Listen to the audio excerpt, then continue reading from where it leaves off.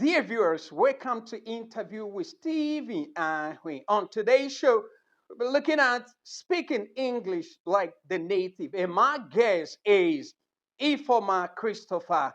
She studied English and French. Ifoma back BSc in International Study. She is a fashion design, diction, and handwriting coach.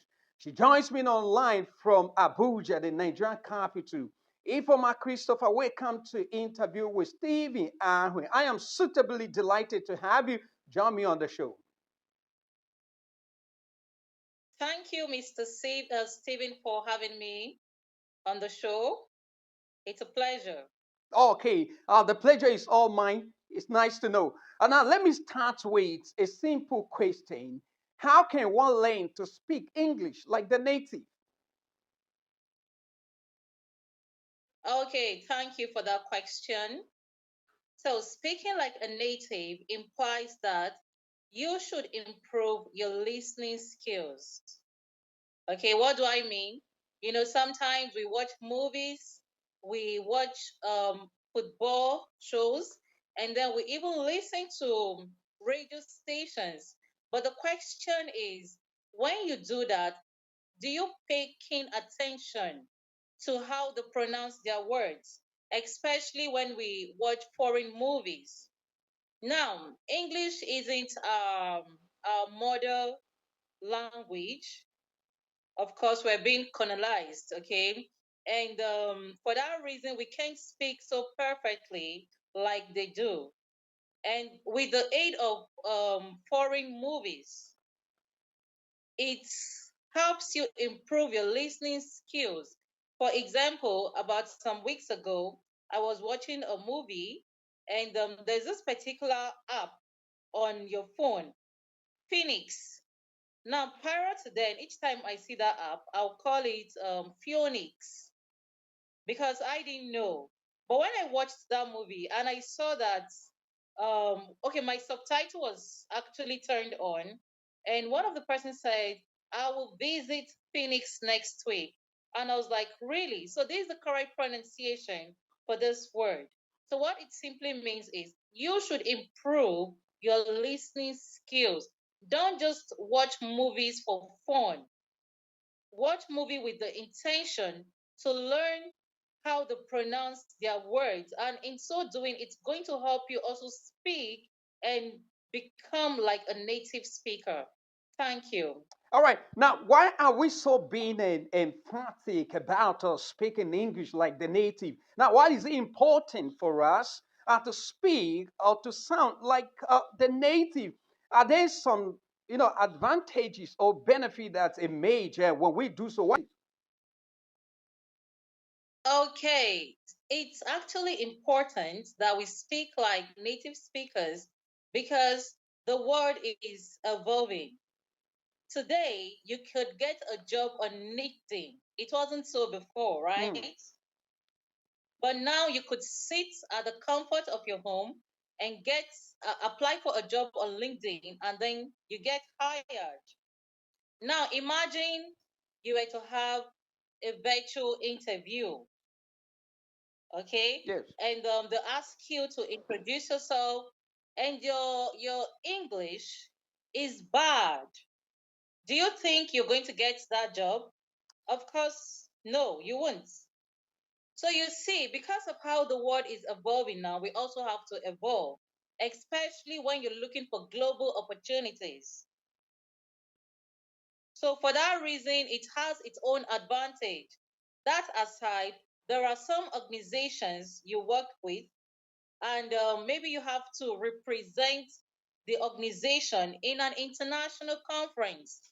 Before they would pick you to represent the organization, they must have listened to you speak. You have to be eloquent, you have to be fluent, you have to, be composed. You get. So before they would even pick you and tell you, "Oh, please go and represent the organization," they must have trusted the level of your English proficiency and even the way you speak. You enunciate your words as well. So for that reason, it's very, very important that you speak like a native speaker. Okay. It also helps. Okay. Okay, go on, go on, go on, go on. It could actually boost your financial status as well. So you see, today most individuals are looking for diction teachers to help them upgrade their spoken English. So you see, if you're a diction coach today, you know what that means. You earn heavily, you're highly paid because of the value you also render. So it has a whole lot of benefits. Thank you. All right. Now, what do you think is the linguistic consequence of placing the premier on foreign, languages like English instead of developing our local or indigenous languages to enjoy the same global attention given to English and French and other languages? Unfortunately and very, very sadly, most African children, okay, can't pronounce or say the word non-Greek in their languages, local languages, and they're proud to say that I don't understand my local language, I don't understand my dialect, I don't speak my indigenous what language. Now, and this has been exacerbated by the pressure from their parents to learn to speak English in order to avoid being designated as a local person. I want you to talk to me about that, about the consequence of pressing premium attention on English and not local languages.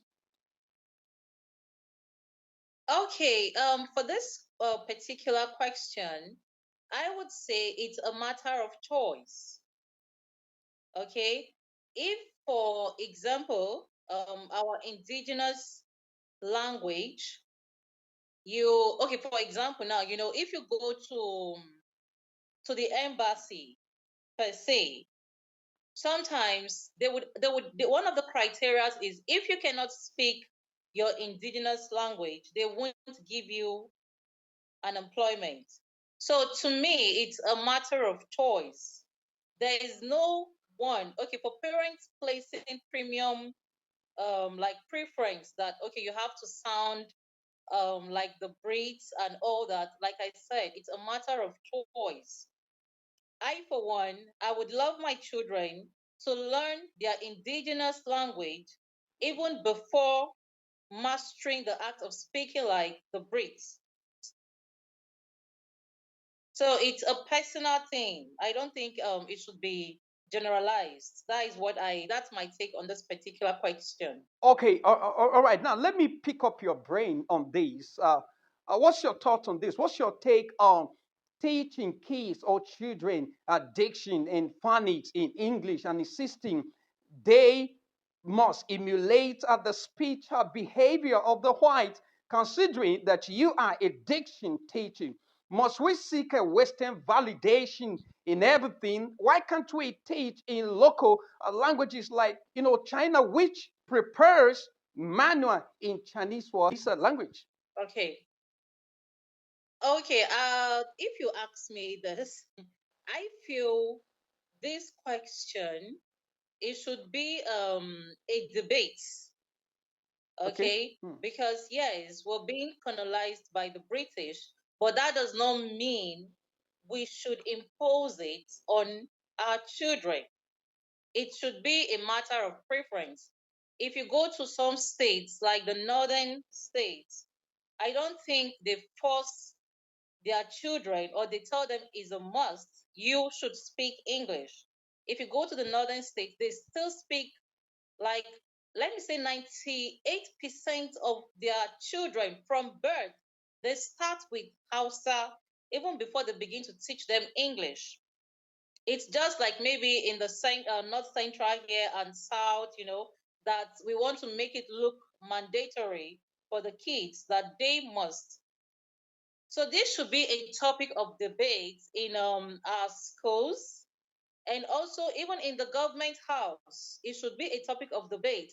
Do you think it's mandatory for kids to speak like the Brits? Yes, we're being colonized, but is it a must? Why can't we speak using our own indigenous language? And with that, I believe they can now start to profess solutions. And again, if there are some kind of job opportunities that demands that before you get this employment, you should be able to speak your indigenous language. You will see that parents will wake up and start training their kids more on their indigenous language instead of English. I don't know if you're getting my Okay. point. Are you Okay. with me? Yes. Yes. Yeah, so I believe if they can, because if you go to East, they still speak the indigenous language there. Same with the North, and even if you go to the West. So it's more like here in the North Central, that's like you have to speak English, you have to fit into the society, you know. Mm. But like I suggested, it should be a topic of debate. And I feel the government should also do something about it. Yes, we're being colonized by the British, but it's not enough that we should abandon our own indigenous languages. Okay, Mrs. Thank you. Mrs. Ifoma. Okay, don't you think that the utilization or the optimization of English as a language of instruction is the reason why Nigeria and other African countries are underdeveloped? Because we have a fantastic, remarkable, and phenomenal youth or young people who are creative, but because they cannot think in English, it seems difficult for them to bring to bear or to bring into manifestation what they have, those innovative and fantastic ideas that they have. Don't you think the reason why Africa is being underdeveloped as a result of adopting or using another man's language? Okay, take China for instance. China creates a product and prepares a manual in its language and not foreign language. And you see China gaining global and developing, advancing technologically. Why don't we adapt the mechanism that Chinese or China has used so that we too we be where China and other developed countries are? Okay. Okay, if you remembered when Peter Obi was contesting, he made a comment like he wants to make Nigerian a producing nation, right? So, answering your question, I would say that, okay, you use the Chinese for example. If you take some certain products, you realize that they also translate it in English and in French, which means that it is also possible to write, if our country is high in production of resources, it's very possible that we could write it in English, or no, or we could write it in an indigenous language. Take, for instance, Igbo, and then translate to English. It's very possible. But because we are not really high in producing or production of raw materials or things that are meant for consumptions, so it looks like, yes, people are talented, but then they don't have anything to do. Okay, all right, So okay. in a way, I would blame the youths for that. I just wish I just wish that the government could do more in producing and manufacturing things or resources to be used. And then, all those resources, they could also be exported outside the country as well. So if this is being done, definitely there'll be job opportunities for a whole lot of youth. And you see now they can even translate all those things. They could even translate it, write how to use it, like those manuals, how to use it. They could even write it in Yoruba or even Hausa or Ijaw, and then they translate it in their own dialect over there. So this how do I even put it? It still calls for development, especially when it comes to production of raw raw resources. Okay, all right. So, what's your final advice for the viewers, giving the benefit of, speaking like the natives, speaking English like the natives, as you have highlighted? So, what advice do you have for the viewers, giving the benefit you have highlighted, the advantages of speaking English like the natives? Okay. Okay, so there are so many advantages speaking your indigenous language as well as speaking English like the natives. Like I earlier said, if you are looking forward to gaining global opportunities, then you have to check your diction. You have to check your pronunciation. You have to check your grammar, how you speak. If you're looking forward to gaining global opportunities and even a lift in your financial status as well. So it has a whole lot of benefits. Okay, all right. Unfortunately, we have to leave it there. Mrs. Ifoma in Abuja, thanks for joining me on interview with Stevie. Thank you.